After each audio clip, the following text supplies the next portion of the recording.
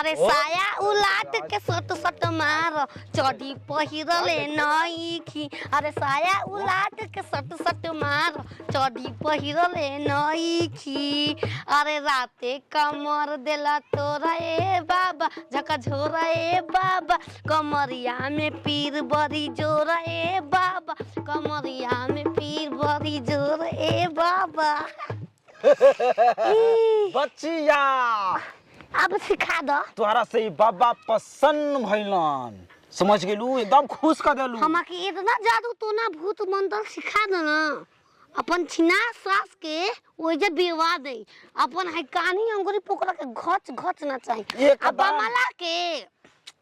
बमला के ऐसा करो ना कि एगो आंख दबाई के दोनों आंख दबाई के रेडी हो जाए। देखो ऐसा ही बाबा के खुश कैले जा गागा अपन नाच नाच ठीक ना कि बाबा के चोली के साइज चोली के साइज चोली के साइज कैसे भुला गइलो बाबा चोली के साइज कैसे भुला गइलो बाबा।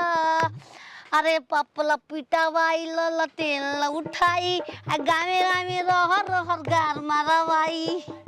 बाबा तोरी पसंद चाहिए का कौन मंत्र चाहिए बोला। अरे नीचे वाला नोचता भतार खर कोचता नीचे वाला नोचता भतार खर कोचता। आज हमरा के बुझाइल कि इतना दिन के देखो बाबा हमरा के ऐसन मत दो कि पंपावना से गोद दबाई खाना बनवाई आ सास माई न हमरा आगे हिस्से बात। हाँ एकदम ऐसे बोला चिल्लाइन तो जवान चाहबू तवन हुई ठीक ना। चेन्नई ना मैं फूल कुमारी। अरे वह फूल कुमारी आ देख ऐसा मंत्र हम सिद्ध करवा देही कि तू जवान चाहबू तवन हुई जे के चाह कसित कस आ ऐसा कर ना कि हमार घरे मुर्गा रोज बनम खाए के मीरो छिनली नइखे बना गुरु में दिया। तब त एगो तार देहिया पर जीन धरावे के पड़ी। धर ध हमरा का ध ना भारी थोड़ लग जाए ओकर 1 किलो साइज रख जाए। हां दे ए चल रे चल देख काली कलकत्ते वाले मेरा वचन जिया ने कल देख रे भाई कुल जीन मरग सर कुलिया के दे रे भाई कहां भाई रे कहां बे रे। अरे नतिया हम तो सवेरे में खोजनी है गली गुच्चा घर दुआर सब कोई घरे हम जने तोरे संग गोल बाजार करे हमारा संग कहां गई बे कबे के ताकत नहीं कि तोरा संग होई तो खोज लानी घर में है नहीं खी घर में तो हम तोरे कहते माने पूरा घर में पूरा चाची जी घरे सब का कर पूछने होई कि कहां गोल रे आ कहां रहलिया तू लागो त कि होती जी के बच्चा वाले के गोदी में पकड़ के धइले रही। चल ना त केनी जाके डूब मर जाई तो मर जा एक दिन बांध के असही पगड़ा देले बांध देले नहीं त का कहतला कि मेहरारू को बांध के रखबी माई आय त का कर रे। अरे चल ले देख पहले कहां हम गई तो दम पगला गल बनी सवातिया से दम। हां आवत नहीं बस कुछ बस इज गए बानी तू जा बाजार में रख दो नहीं के हां ए भैया हां का हो गई। अरे हमर मलकनिया के देखला ह कौन मलकनिया हो ना एगो मेहरारू के देखला गोर घर पतरे बिया सुघर सा घर का जन हमारा घर और तना लौकल हिए बगैचा और को तो कहीं मेहरानू जात रहे हरियर साड़ी लेके बगैचा रे बड़की बगैचा रे का कर गइल बिया बहरी वहरी करे तो हम जो खई तो अकेला ही तो रहुए जात रहे जैसे कूदत फाना जात रहुए। हां अरे तो जैसा रही वैसा ने कहाई। अरे का भइल बकन बात बता चाची ना कोनो बात नहीं तू जा चल हाँ, फटवा देले बाड़ी अब का कह हां अगर गांव घर में कहले कि हमारे मेहरारू न लियो कोई सब पागल बे छुपैले बन रहे दे। अरे छुपा के कतरा दी ठोई भी बच्चा में बढ़िया साफ बना सब 10 चल पहले देख पूरा सोए घुसो तये बाबा। हाँ देखो जजमान ताजवानी हरहराता एकदम ऐसा अपन मंत्र डालब एकदम जवानी डाल चरचरा जाई। बाबा गोच से कि हम हूँ चढ़ी हूँ मोच के डाल दो बाबा गोच से कि हम हूँ चढ़ी हूँ मोच के। बच्चिया तहरा के कुटिया में चले के पड़ी।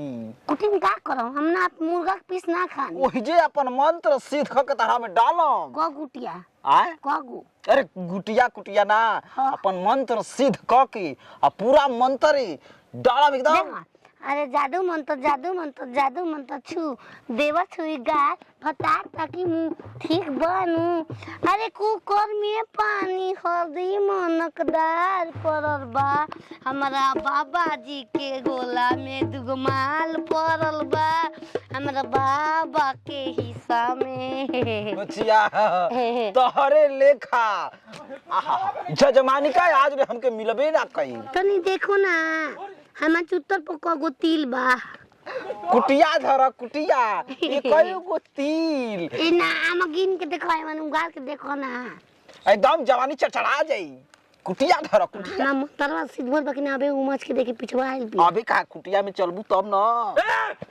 का कुटिया में ले जात रो बा बाड़ो ओका चुतर पके तिल देखतला न तू का बेटा ए देखा भूत के चुतर पका भूत के भूत धर तड़ो एकरा भूत आइले बा।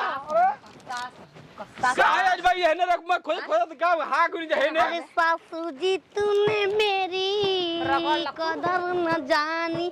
सासू जी तूने जादू मंतर छो जादू मंतर बा एकरा जा। कुछ ससुर होई के बा। पटाई भब सास तक की मुंह। अब बाबा दिहे मंतर पतोह जब पिनाम अले जाके भूसहुल में हो जाई सारा काम बोला छो छो छो छो।